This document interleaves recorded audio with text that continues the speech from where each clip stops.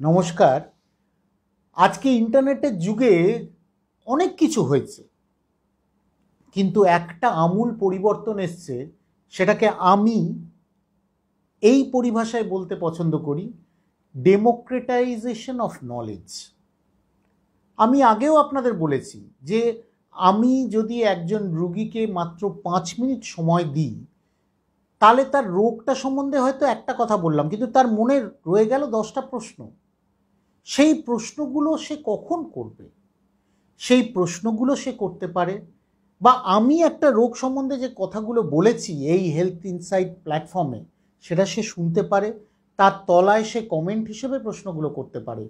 অর্থাৎ আজকে এই টুলগুলোর মাধ্যমে একজন চিকিৎসকের সঙ্গে একজন রুগীর যে সম্পর্ক, সেটাকে কিন্তু এই সামনাসামনি বসে কথা বলার অনেক বাইরে নিয়ে গিয়ে একটা অন্য মাত্রায় নিয়ে যাওয়া যাচ্ছে।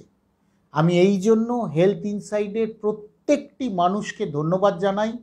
এবং আপনারা হয়তো জানেন যে এখন এত বড় একটা প্ল্যাটফর্ম ইউটিউব, তারাও কিন্তু হেলথ ইনফরমেশনের জন্য আলাদা একটা ক্যাটাগরি এনেছে, যাতে মানুষ তার স্বাস্থ্য সম্বন্ধে সচেতন হয়, সে কিছু জানে। হ্যাঁ, আপনি বলতে পারেন ইন্টারনেটে অনেক কিছু আছে।